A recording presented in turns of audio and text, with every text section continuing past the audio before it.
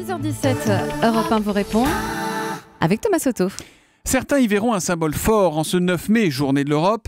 François Hollande passe le week-end chez Angela Merkel. L'occasion de faire le point sur ce couple franco-allemand dont on ne sait plus très bien s'il relève du mythe ou de la réalité. Bonjour René Lasserre. Bonjour. Vous êtes le président du CIRAC, le Centre d'information et de recherche sur l'Allemagne contemporaine. Déjà sur la forme, que Merkel invite Hollande dans son fief, là-bas au bord de la Baltique, c'est un privilège qui est très rare, ça. Oui, mais sans doute que Madame Hollande veut avoir... Merkel. Madame Merkel. Parce que si c'est Madame Hollande, c'est que les choses vont vraiment très très vite ce week-end. Madame Merkel veut sans doute avoir François Hollande en face d'elle pour lui dire un certain nombre de choses. Alors qu'est-ce qu'ils ont à se dire? Parce que depuis 2 ans, ce ne sont pas les meilleurs amis du monde, Merkel et Hollande. Ils ne sont pas en mauvais termes, mais ce n'est pas une entente profonde. Ouais. Alors pourquoi elle le chouchoute comme ça? Qu'est-ce qu'elle veut lui dire? Je ne suis pas sûr qu'elle va le chouchouter. Elle va peut-être lui faire réciter son catéchisme. Ah, vous pensez? C'est possible. Mais alors non, sur quoi? mais dans un premier temps, il y a quand même des questions à l'ordre du jour.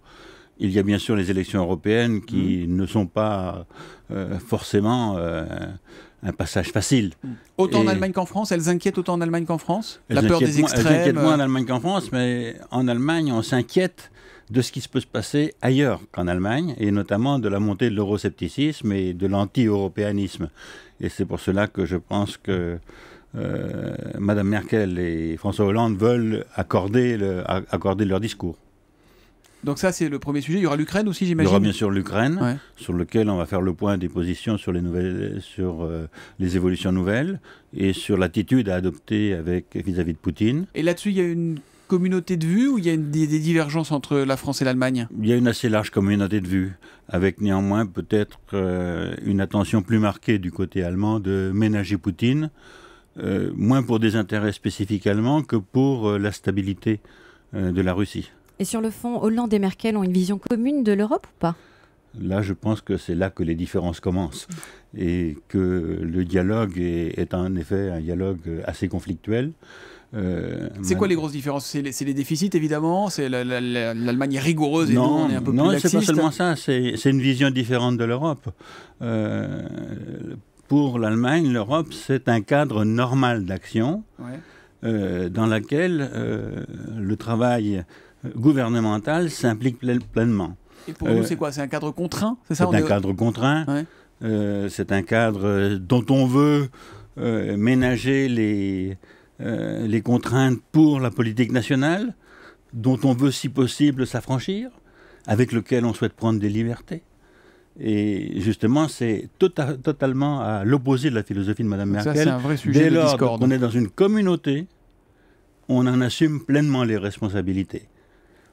En France, et avec M. Hollande, on prend ce qui est utile et on laisse de côté les contraintes. C'est quelque chose que les Allemands ne supportent pas. Mais c'est vrai que on s'engage eux traversent dans les clous et nous on traverse au milieu de la rue. Ça a toujours été comme ça. C'est tout à fait ça. Est-ce qu'elles s'entendaient vraiment mieux avec Nicolas Sarkozy? On se souvient qu'au début ça avait été un petit peu compliqué. Oui, ça a beaucoup frité, comme on dit familièrement, surtout au début dans la gestion de la crise, mais la situation était extrêmement difficile.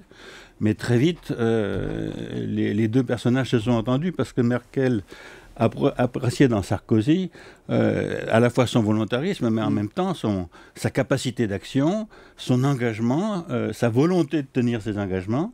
Et finalement, ils ont bien travaillé ensemble parce que c'est leur action concertée qui a jeté les bases de la maîtrise de la crise de la dette souveraine. Mais René Lasserre, au-delà des personnes, ce couple franco-allemand dont on nous rebat les oreilles, il a encore un sens politique? Elle existe encore vraiment cette relation privilégiée ou pas? C'est tout le problème, mais en même temps, elle doit exister parce que la France et l'Allemagne sont les 2 principaux pays en dehors desquels, s'ils ne sont pas d'accord, rien ne peut se faire de solide. Donc c'est une obligation.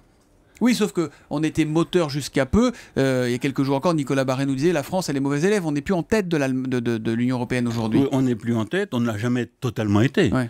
Mais surtout, c'est qu'on n'assume plus nos responsabilités. Est-ce qu'on nous écoute autant qu'avant? Est-ce qu'on a ce poids politique qui était le poids de la France Nous avons perdu énormément de crédit en n'acceptant pas les contraintes communes, et en n'acceptant pas de jouer le jeu collectif et de cultiver notre différence. Ça, c'est quelque chose que l'ensemble des pays européens n'acceptent pas, y compris les pays du Sud. Quand on est dans une famille, on tient ses engagements. D'accord, donc y compris l'Espagne, le Portugal, la Grèce. Bien évidemment, les Espagnols nous jugent également très sévèrement. Et les Allemands, comment? Parce qu'on a l'impression que les Allemands sont premiers de la classe et que nous, on se rapproche du bonnet d'âne. Ils nous jugent, ils nous voient comment, les Allemands? dans l'incapacité à tirer les conséquences de notre discours, la différence entre le discours et la réalité, entre le discours et l'action.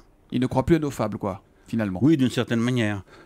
Et qu'est-ce qu'ils pensent des commémorations justement du 8 mai? Est-ce qu'au nom de cette amitié franco-allemande, peut-être, ils estiment qu'il faudrait passer à autre chose?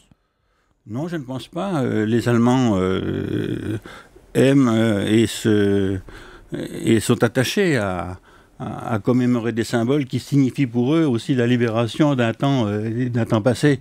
Mais le 8 mai, ce n'est pas la commémoration la plus significative pour eux. Et ça vient que pour la France, pas totalement non plus. Ouais. Ce qui compte pour Mme Merkel, c'est la célébration du débarquement. Ouais. C'est là que les Allemands ont commencé à perdre la guerre et c'est là qu'a commencé la renaissance de la liberté. Vous pensez que de ce week-end peut naître un vrai rapprochement entre les deux dirigeants politiques ou pas? Je sincèrement. le souhaite ardemment. Ouais, le souhaiter, c'est une chose, mais est-ce que vous pensez qu'ils peuvent y arriver? Je ne pense pas.